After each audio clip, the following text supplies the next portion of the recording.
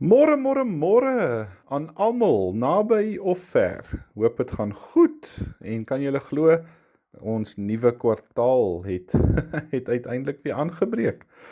En wat het als intussen gebeur? Wel, jy kan maar gaan kyk, elke oggend raak dit weer 'n bietjie vroeër lig en dis natuurlik tekenend van die Here wat sy groot seisoene vashou en wat dit vir ons weer verander.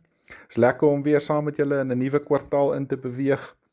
Mag hierdie kwartaal vir julle elkeen en vir julle geliefdes 'n goeie en 'n wonderlike tyd saam wees en mag ons ook aan die einde van die kwartaal terugkyk met hierdie wete in ons dat die Here saam met ons hierdie ongelooflike pad gestap het. Ek wil graag hierdie kwartaal begin en ek lees vanoggend uit 1 Tessalonisense 5 vers 17 en vers 18. Bid gedurig, wees in alle omstandighede dankbaar, want dit is wat God in Christus Jesus van julle verwag. Dis nogal 'n groot woord om te sê dat dit is wat God verwag van ons, en hy verwag het van ons in Jesus. Nou wat verwag hy? Hy verwag dat ons in alle omstandighede dankbaar moet wees. Ek wonder of jy vanmôre vol dankbaarheid is. Want weet julle, as ons dankbaarheid verontagsaam, dan staan daar, jy dryf uitdruklik in teen God se wil. Want dit is God se wil dat sy kinders dankbaar moet wees, in alle omstandighede. Want dis wat die Here van ons verwag. En in Kolossense skryf Paulus dit so, met blydskap moet julle die Vader dank, wat julle geskik gemaak het om deel te hê aan die erfenis, wat vir die gelowiges wag, in die ryk van die lig. Hy sê dit in Kolossense 1 vers 12. Dalk sê jy vanoggend, ag Here, u verstaan nie my omstandighede nie. En nou wil u hê, ek moet nou dankbaar wees.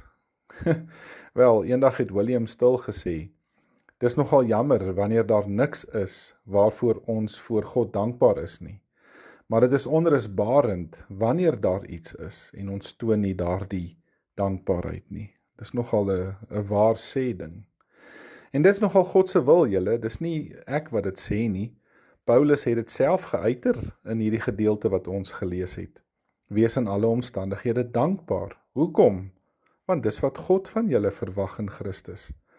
Het julle, dis snaaks genoeg, ons kry deesdae dikwels mense wat in kerke of organisasies of in vergaderings of waar ook al hulle bymekaar is, en plekke waar jy nou moes verwag dat mense dankbaar in Christus moes wees, dat hulle dit nie doen nie. In Efesiërs 5 vers 20 lees ek vanmôre, ons dank God die Vader altyd, oor alles. En dan maak Paulus hierdie volgende sin, maar ons doen dit in die naam van ons Here Jesus Christus.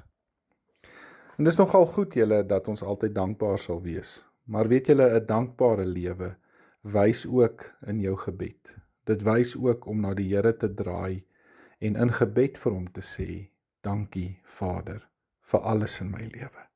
En mag ek en jy hierdie kwartaal so begin, met dankbaarheid in ons harte, dat ons 'n nuwe dag het, 'n nuwe lewe, wat ons tot sy eer kan gaan leef. Kom ons maak die oë toe, dan bid ons saam. Dankie dierbare Vader vir die goedheid, maar Here dan ook, dankie dat ons dankbaar kan wees vir alles in ons lewe. Die goeie, die sleg, die swaar, die lig. Ag Here, maak ons in elke omstandigheid dankbaar vir dit wat U vir ons gee. Dit vra ons in Jesus se wonderlike naam. Amen. Dankie julle, ek hoop julle het 'n mooi en 'n geseënde dag. Môre as die skole begin, dan gaan ons weer voort. Totsiens.